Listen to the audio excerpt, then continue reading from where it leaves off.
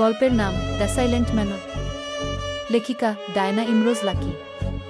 পর্ব ৮। জুমার নামাজ শেষে সবাই সরু পথ ধরে বাড়ি ফিরছে। রাফিদ, মীর ও আহির সবাই এক পোশাকে, পাঞ্জাবি, সকলের মাথায় সাদা টুপি, কিন্তু আহিরের মাথায় একটা রুমাল বাঁধা, সাদা রঙের রুমাল। আহির, কে এরকম সাজে দেখে মায়া তখন বলেছিল, দাদা আপনাকেও খুব সুদর্শন দেখাচ্ছে, একদম আমার। রাফিদার মতো আহির প্রতিক্রিয়ায় শুধু মায়ার মাথায় হাত রেখে বলেছিল, দুষ্টু মেয়ে একটা, তুমিও কিন্তু ভারী মিষ্টি, একদম আমার ছোট্ট বোনের মতো। মায়া তখন হেসেছিল। মীর পথে আসতে আসতে বলল, আজ শুক্রবার, দোয়া কবুলের দিন, যাই মায়ের কবরটি জিয়ারত করে আসি। রাফিদ এবং আহির তার রেশ টেনে বলল, আমরাও যাব বলে তিনজন জমিদারদের পারিবারিক কবরস্থান এর দিকে হাঁটল। কবরস্থান এর ভেতরে জুতা খুলে তিনজনই প্রবেশ করে। মীর সহ সকলে কবর জিয়ারত করে। মীরের চোখ থেকে জল গড়িয়ে পড়ল। এটাই কি প্রাকৃতির নিয়ম? মানুষ তার স্মৃতি রেখে দুনিয়া থেকে বিদায় নিয়ে চলে যাবে, কেন দুনিয়ার সময়টা আরেকটু দীর্ঘ হয় না? প্রশ্নটা যেন মীর এর মনে ঘুরপাক খাচ্ছিল। জিয়ারত শেষে তারা বাড়ির উদ্দেশ্যে রওনা হয়। পথের দুই ধারে ধানক্ষেত, ধানের ঝিরিঝিরি শব্দ ভেসে আসছে। কিছু ধান পেকে হলদে ভাব হয়ে গেছে, কিছু পাখিরা দল বেঁধে উঠছে। পাড়ার ছেলেরা দৌড়ে দৌড়ে খেলা করছে। আহির এবং মীরের কাছে প্রতিটি দৃশ্যই যেন মুগ্ধকর মনে হল। মীর বলল, ইচ্ছে করছে সারাটা জীবন এখানেই থেকে যাই। রাফিদ মীরের রেশ টেনে বলল, তোকে এখানে থাকতে তো কেউ বারণ করেনি, থেকে যা কি। মীর হেসে জবাব দিল, ইদানিং মনে হচ্ছে সময়টা ঘনিয়ে এসেছে।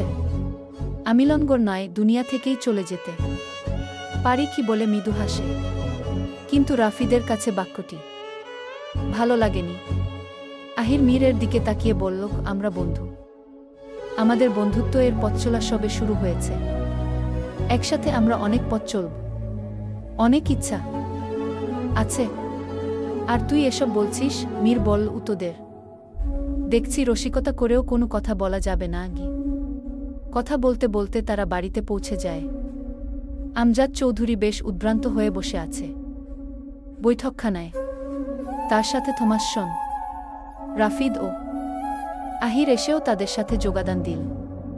আহির যেন একটু সময় পেল আমজাদকে কিছু জিজ্ঞাসাবাদ করার। আমজাদ ও কদিন ধরে মিলন এর বিষয়টা নিয়ে চিন্তিত।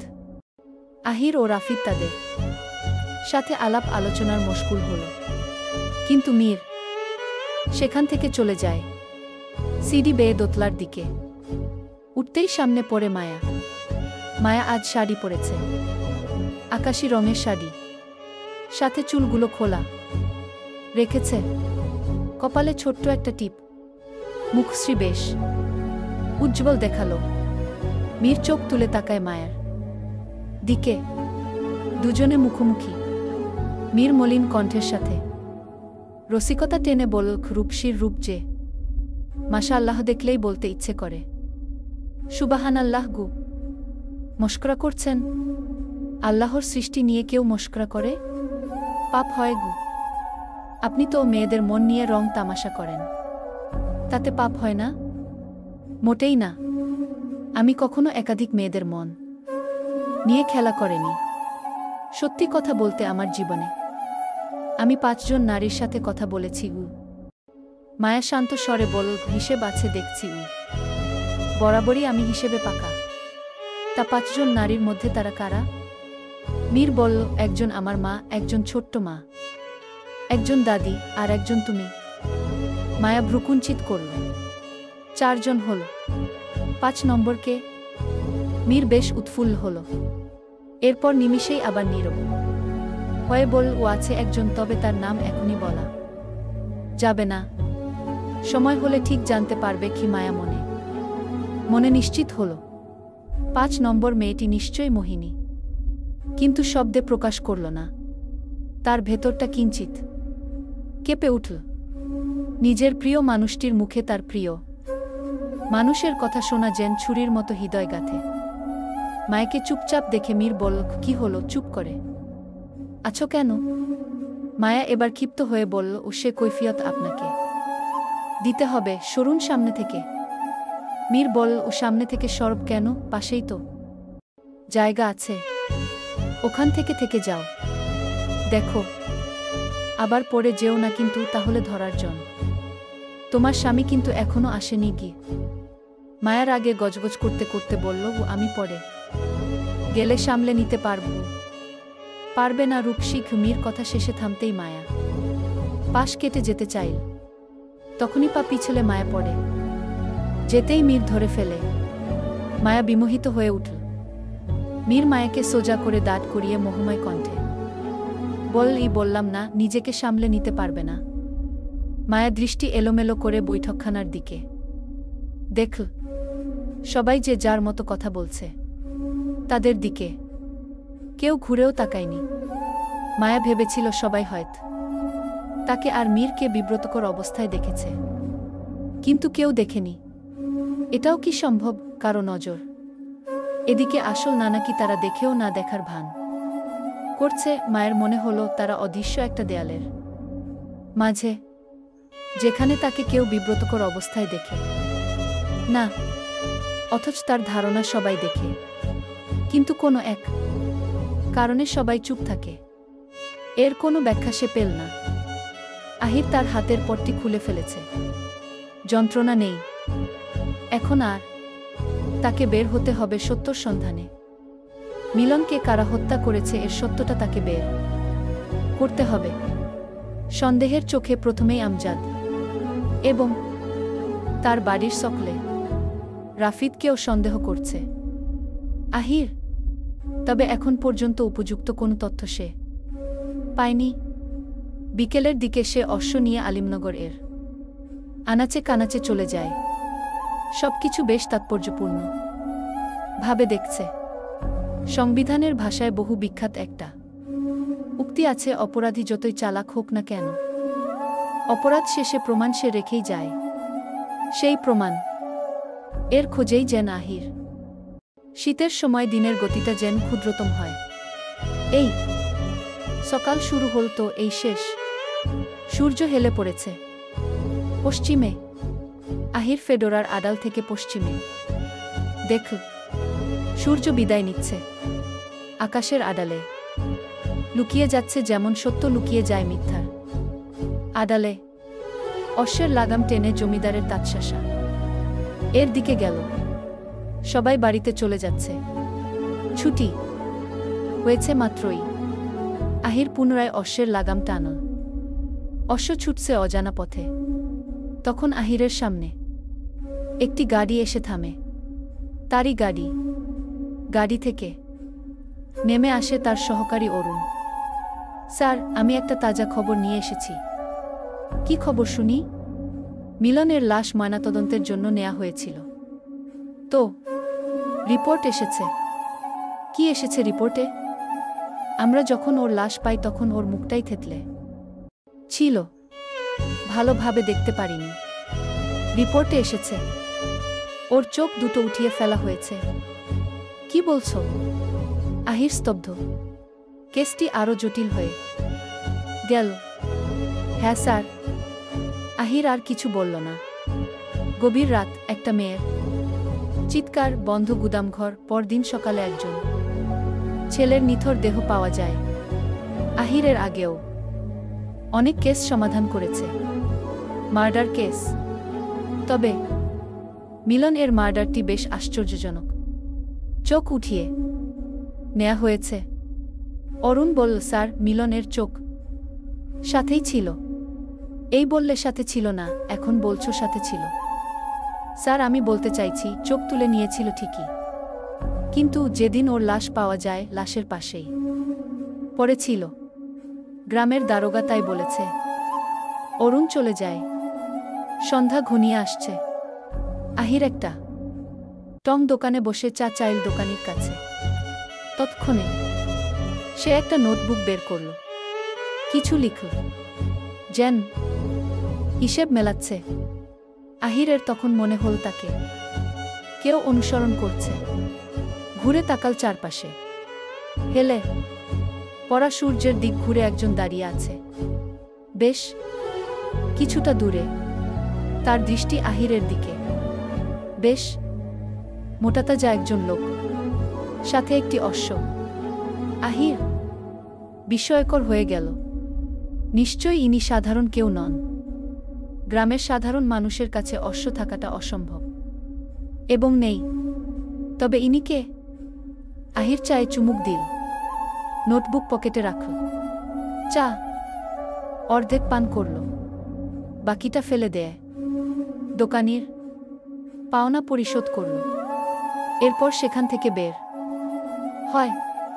অনুসরণ করা লোকটি তার অশ্বে চেপে বসল, সাথে তিলফলক। আহিরকে লক্ষ্য করে একটা তীর ছুড়ে। তীরটা এসে মাটিতে বিদ্ধ হয়। আহির তীরটার কাছে গেল। তীরটির সাথে একটা চিরকুট। সে খুলে দেখল, তাতে লেখা, নিশিরপুর কবরস্থানে আসো। আমাকে অনুসরণ করে সোজা চলে আসো। লোকটির দিকে ঘুরে তাকালো। লোকটি গায়েব। আহির হকচকিয়ে গেল। এরপর সে তড়িঘড়ি করে অশ্ব পৃষ্ঠায় চেপে বসে তার সামনের দিকের পথে যেতে থাকে। নিশ্চয়ই লোকটি এই পথে গেছে। অজানা পথ, চারপাশে শুধু গাছপালা, বাড়িঘরও নেই, সুনসান। বেশ কিছু দূর যাওয়ার পর আহির থামল। তার সামনে একটা কবরস্থান, নির্জন, নিহারিকা। জায়গাটা এতটাই নিস্তব্ধ যে নিজের হৃদয় এর ধুকধুক শব্দ নিজের কানে এসে বিঁধছে। আহির চোখ তুলে তাকায় চারদিকে। কোথাও লোকটির ছায়া নেই। সে অশ্ব থেকে নেমে হেঁটে সামনে গেল। চারদিকে কবর, কবরগুলো লতাপাতায় পেঁচিয়ে গেছে। সামনে যেতেই আহিরের সামনে পড়ল সেই অচেনা লোকটি। মাথায় পাগড়ি, তবে মুখ খোলা। শ্যামবর্ণ এর গায়ের রং। বৃদ্ধা হবে লোকটির বয়স। আন্দাজ করা গেল না। লোকটার হাতে একটা মশাল। আহির জিজ্ঞেস করল, আপনি কে, আর এখানে কেন? আমাকে আসতে বলেছেন। লোকটি নিরুত্তর। আহির বিরক্ত স্বরে আবার জিজ্ঞেস করল, কি হলো, জবাব দিচ্ছেন না কেন? লোকটি তখন গম্ভীর মুখে বলল, এসো আমার সাথে। বলে একটি কবর এর দিকে গেল। দাদাল কবরটির নিকট। আহির বিমোহিত হয়ে বল, কার কবর? রশিদ তালুকদারের। কে উনি, আর আমাকেই বা এসব বলছেন কেন? লোকটি বলল, ও এখানে রশিদ তালুকদারের কবর, এবং ওনার বংশের অনেক এরই কবর।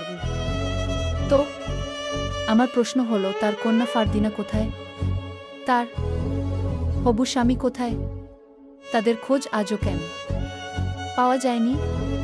আহির অবাক হল। সেসব আমি কি করে জানব? তুমি জানো না, তবে তোমাকে খুঁজে বের করতে হবে। আহির এবার বিরক্ত হল। অদ্ভুত, এদের সম্পর্কে তো আমি কিছুই জানি না। খোঁজ কিভাবে করব? এদের সম্পর্কে জানতে হলে তোমাকে দ্য সাইলেন্ট ম্যানর বইটি পড়তে হবে। ওই বইটিতে সব আছে। দেরি কর না, যাও বইটা পড়, আর এদের খুঁজে বের করব। আহির কয়েক সেকেন্ড চুপ থেকে বলল, বইটি তো অনেক আগের। তখনকার কেউ তো বেঁচে নেই। সেটা আমিও জানি। কেউ বেঁচে নেই। বেঁচে না থাক, লাশ তো থাকবে। আমার ওই লাশই চাই। আপনি তা দিয়ে কি করবেন? সমস্ত প্রশ্নের উত্তর আগামীকাল দেব। আগামীকাল দিঘির পাড়ে তোমার জন্য অপেক্ষা করব। আর আজ রাতের মধ্যে বইটা পড়ব। বলে লোকটি আহিরের হাতে মশালটি ধরিয়ে দিয়ে চলে যায়। আহির ঘন্টা দুয়েক পর জমিদার বাড়িতে পৌঁছে যায়। ঠান্ডা জলে হাত মুখ ধুয়ে বারান্দায় বসে পড়ে। পাশেই একটা টেবিলের উপর দ্য সাইলেন্ট ম্যানর বইটি রাখা। আহিরের দৃষ্টি গেল সেদিকে। বইটি হাতে নীল। তার ঘরের দরজা খোলা ছিল। মীর ও রাফিদ উপস্থিত হল তার ঘরে। তারাও চেয়ার টেনে বসে। মীর বল, তুই বইটি পড়বি নাকি? আহির নিচু স্বরে বল, পড়ে দেখি। কি আছে এতে গু? শব্দ করে পড়, আমরাও শুনি কি, বল রাফিদ। আহির বইটির প্রথম পাতা উল্টিয়ে দেখল। প্রথম পৃষ্ঠা ফাঁকা, উৎসর্গ বলতে কিছুই নেই। এরপর দ্বিতীয় পৃষ্ঠা উল্টালো, সেখান থেকেই লেখা শুরু। আহির পড়তে শুরু করল। 1870 সাল। আকাশ এখনো পুরোপুরি জেগে ওঠেনি। কুয়াশার আস্ত চাদরে ঢাকা ছিল আমিলঙ্গর গ্রামের দিগন্ত। পূব দিকের গাছের ফাঁক দিয়ে সূর্যের আলো উকি দিচ্ছে। গ্রামের মানুষজন জেগে উঠছে ধীরে ধীরে। কুয়াশার ভেতর দিয়ে দেখা যায় এক বিশাল জমিদার বাড়ি। এরশাদ তালুকদার এর পূর্বপুরুষদের গড়া বাড়িটি। দোতলার বর বারান্দা থেকে নিচে তাকিয়ে আছেন জমিদার রশিদ তালুকদার। মাথায় সাদা পাগড়ি, পরনে হালকা ক্রিম রঙের ধুতি, পাঞ্জাবি, হাতে রূপার ছড়ি। বয়স এখন 55, কিন্তু চেহারায় বয়সের ক্লান্তি নয়, বরং রাজকীয় গাম্ভীর্য। তার চোখে এক ধরনের হিসেবি দৃষ্টি, যেন প্রতিটি জিনিসের দাম জানেন, এমনকি মানুষেরও। উঠোনে ব্যস্ততা তখন চরমে। দাসীরা গামছা হাতে জল টানছে, রাঁধুনি গরম দুধ বসাচ্ছে, আর একপাশে গৃহপরিচারক নাসির কাজের ফরমাশ নিচ্ছে। তালুকদারের 4 ছেলে। রায়ান তালুকদার বড় ছেলে, কঠিন স্বভাবের, বাবার মতোই গম্ভীর। তার কণ্ঠে আদেশ থাকে, কিন্তু সেই আদেশে যুক্তি থাকে না, থাকে কর্তৃত্ব। মেজ ছেলে আরিফ তালুকদার, হিসেবি মন, কিন্তু মনটা নরম। জমির খাতাকতিয়ান হাতে নিয়ে বসে থাকে প্রায়। আদিব তালুকদার, সেজ ছেলে, আগুনের মতো, নিজের কথা বলতে গিয়ে কখনো থেমে থাকে না। গ্রামীণ মানুষের পাশে থাকতে চায়, বাবার চোখে যেটা বড় অপরাধ। সায়েম তালুকদার, ছোট ছেলে, সদ্য যৌবনে পা দিয়েছে। মিষ্টি হাসি, চঞ্চল স্বভাব, বড় ভাইদের ছায়া থেকেও নিজের দুনিয়া সাজাতে জানে। আর তাদের একমাত্র বোন ফারদিনা। এই বাড়ির রোশনাই, লালচে গোলাপি জামদানি পরে সে জানালার পাশে দাঁড়িয়ে আছে। গত সপ্তাহখানেক হয় 21 বছরে পা ফেলেছে। পূবের আলো পড়েছে তার মুখে, মনে হয় যেন সকালের সূর্যটা তারই জন্য ওঠে প্রতিদিন। এই সকালটা অন্য দিনের মতো নয়। বাড়ির ভেতর একটা অস্থিরতা ঘুরছে। খবর এসেছে, আজ রাজস্ব পরিদর্শক আসবে জমিদারির খাজনা দেখতে। গত বছর খরায় ফসল নষ্ট হয়েছে, অনেক গ্রামবাসী খাজনা দিতে পারেনি। এই নিয়ে তালুকদারের মন ভারী। তালুকদার নিচে নামে। রায়ান নিচে এসে বাবাকে সালাম করল। রশিদ বললেন, আজ খবর নিজ সবার, কে কতটুকু বকেয়া রেখেছে গু? আরিফ মাথা নাড়ল, কিন্তু আদিব চুপ করে দাঁড়িয়ে রইল। কিছুক্ষণ পর নিচু গলায় বলল, আব্বা, গ্রামবাসীরা তো এবছর খুব কষ্টে আছে। অনেকের ঘরে চাল নেই। একটু সময় দিলে ক্ষতি হবে না গি? রশিদ মুখ তুলে তাকালেন। তার দৃষ্টি যেন তলোয়ার। রাজত্বে দয়া দেখালে রাজ্য টেকে না। আদিব, যারা খাজনা দিতে পারে না, তারা জমি রাখবে কেন? আদিব আর কিছু বলল না। সে জানত বাবার সামনে কথা বাড়ানো মানে অগ্নিতে ঘি ঢালা। তবুও ভিতরে ভিতরে কিছু একটা জ্বলে উঠছিল তার মধ্যে। সেই সময় ফারদিনা ধীরে ধীরে এসে দাঁড়াল, চোখে কৌতূহল আর মায়া। সে বলল, আব্বা, ওরা তো মানুষ, খাজনা দিতে না পারলে একটু ক্ষমা করতে পারেন না? রশিদ মেয়ের দিকে তাকালেন একটু কোমল চোখে, তারপর দীর্ঘ নিঃশ্বাস ফেললেন। জমিদারি শুধু রাজত্ব না, দায়িত্ব। রাজস্ব না দিলে আমার নিজেরই শাস্তি হবে। এই রাজনীতি তুই বুঝবি না গি? ফারদিনা চুপ করে গেল। তবুও তার চোখে একটা প্রশ্ন রয়ে গেল। মানুষের প্রতি দয়া কি তবে অপরাধ? উঠোনে সায়েম ছোট ভাইদের সঙ্গে হাসতে হাসতে এল। সায়েম আদিবকে লক্ষ্য করে বলল, ও আদিব ভাই, তুমি আবার খাজনা নিয়ে ভাবছ? তুমি এসব না ভাবলে গ্রামের বিচারক হয়ে যেতে এতদিনে। সবাই হেসে উঠল, কিন্তু আদিবের মুখে হাসি ফুটল না। দূর থেকে শিঙা বাজল, দরবার বসার সংকেত। দাসরা ছুটে এসে মঞ্চ সাজাতে লাগল। চেয়ার, টেবিল, পিডি, আর পাশে একপাশে জলভরা কলস। দরবার বসল পুরনো আমগাছের তলায়। গ্রামের কয়েকজন বৃদ্ধা এসে দাঁড়াল, হাতে টাকা পয়সা আর চালের বস্তা। তাদের মুখে ভয়, চোখে আশা। প্রথমে এল বুড়ো মজিদ মিয়া, পা কাঁপছে, হাতে দুমন চাল। সাহেব, এইটুকুই পারলাম আনতে, আর কিছু বাকি নাই ঘরে। রশিদ ছড়ি ঠুকে বললেন, চাল কম, নিয়মে চলতে হবে কি তার জেন বরাবরই করা হিসেব। আদিব এগিয়ে এল। আব্বা, মজিদ মিয়া একা থাকে, ওর পুত্র মারা গেছে গত বছর, বাকি চালটা মাফ করে দিন গু। সবাই চুপ, বাতাস ভারী হয়ে গেল। রশিদ কিছুক্ষণ তাকিয়ে রইলেন, তারপর বললেন, ঠিক আছে, ওর এই বছরের খাজনা অর্ধেক মাফ। মজিদ চোখে জল নিয়ে বলল, আল্লাহ আপনাকে সুখে রাখুক তালুকদার সাহেব গু। আদিবের মুখে হালকা হাসি ফুট। ফারদিনা বারান্দা থেকে দেখছিল দৃশ্যটা। তার চোখে এক অদ্ভুত তৃপ্তি। দরবার শেষে বিকেলের দিকে সূর্য ডুবে যাচ্ছিল। বাড়ির ছায়া লম্বা হচ্ছিল মাঠে। ফারদিনা বাগানে বসে ফুল তুলছিল। বাতাসে গন্ধ ছড়াচ্ছে শিউলি ফুলের। আদিব এসে পাশে দাঁড়াল। তুই আবার ফুল তুলছিস? ফারদিনা মৃদু হাসল, ফুলে মন ভালো হয়। সকাল থেকে সবাই এত কড়া কড়া কথা বলছে, একটু শান্তি দরকার। আদিব বলল, আমাদের এই বাড়িতে শান্তি নেই ফারদিনা, আছে শুধু হিসাব।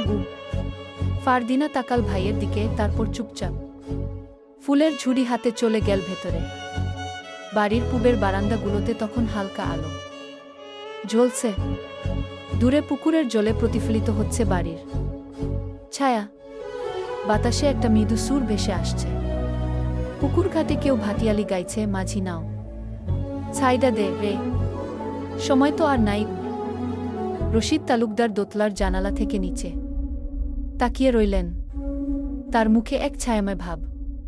তিনি জানেন তার রাজত্ব এখনো টিকে আছে, কিন্তু মানুষের মন থেকে তিনি ধীরে ধীরে হারিয়ে যাচ্ছেন। রাত নামছে, কুয়াশা নামছে বাড়ির ছাদে। আর সেই কুয়াশার ভেতর দিয়ে তালুকদার বাড়ি যেন এক রহস্যে ঢাকা, যেখানে রাজত্ব আছে, আছে ক্ষমতা, কিন্তু ভালোবাসা যেন ধীরে ধীরে হারিয়ে যাচ্ছে। কোথায় যেন? ফারদিনা আয়নার সামনে বসে সাজ করছে। সে আজ পরেছে হালকা গোলাপি রেশমের শাড়ি, পাড়ে সূক্ষ্ম সোনালি বর্ডার, যা চাঁদের আলো কোমলভাবে ঝলমল করছে। কাঁধে লেগেছে হালকা সাদা চাদর, যার উপর সূক্ষ্ম ফুলের কাজ চোখে পড়ছে। হাতে সোনার ছোট করা, কানের দুলো ছোট কিন্তু মাধুর্যে ভরা। পায়ে হালকা নিলাম, আর চুল খোলা, প্রকৃতির বাতাসে নরমভাবে দুলছে। সেই পোশাকই ফারদিনাকে মাঠের চাঁদের আলো আরও রহস্যময় ও সুন্দর দেখাচ্ছে। আলিমনগরের রাতটা আজ রূপালী। চাঁদ যেন গাছের ডালে বসে মাঠ জুড়ে দুধে ভেজা আলো ঢালছে। দূরের নদী নিঃশব্দ, কেবল কোথাও কোথাও ব্যাঙের ডাক, আর তার মাঝখানে একটা অচেনা বাঁশির সুর। সেই সুরে এমন কিছু ছিল যা ফারদিনার বুকের গভীরে নাড়া দিল। জমিদার বাড়ির জানালায় দাঁড়িয়ে সে অনেকক্ষণ শুনে রইল। মনে হচ্ছিল বাঁশিটা যেন কারো নাম ধরে বাজছে। তারই নাম। কে বাজাচ্ছে? কোথা থেকে আসছে এই সুর? তার মনে অনেক প্রশ্ন। জমল? সে জানে না, শুধু জানে এই সুর তাকে ডাকছে। চোখে এক চমক নিয়ে ফারদিনা আলতো করে দরজা খুল। বাড়ির পেছনের দরজা। চাঁদের আলো পা টিপে টিপে নামল সিঁড়ি বেয়ে। বাতাসে বেলফুলের গন্ধ, পাখিরা ঘুমিয়ে আছে, আকাশে তারার ঢল। বাড়ির চৌহদ্দি পেরিয়ে মাঠে এল সে। দূরে দেখা গেল এক যুবক শিমুল গাছের নিচে বসে আছে, হাতে বাঁশি, মাথায় পাগড়ি। মুখে আলো পড়ছে না, শুধু চাঁদের আলো ভেসে উঠছে এক রহস্যময় ছায়া। ফারদিনা গিয়ে থেমে গেল। হৃদস্পন্দন যেন বাঁশির সুরের সাথে তাল মেলাচ্ছে। সে আস্তে বলল, কে তুমি? বাঁশিওয়ালা তখনও কিছু বলল না, শুধু বাঁশি ঠোঁটে তুলে আরেক দফা সুর তুলল। সেই সুরে ছিল এমন এক শান্তি, এমন এক ডাক যা ফারদিনাকে আকৃষ্ট করল। ফারদিনা করুণ কণ্ঠে জিজ্ঞেস করল, কে তুমি? যুবকটি বলল, আমি রাখাল। পরে পর্ব পড়তে অবশ্যই লাইক কমেন্ট করতে ভুলবেন না আপনারা। আপনাদের একটা লাইক কমেন্ট উৎসাহ পাই।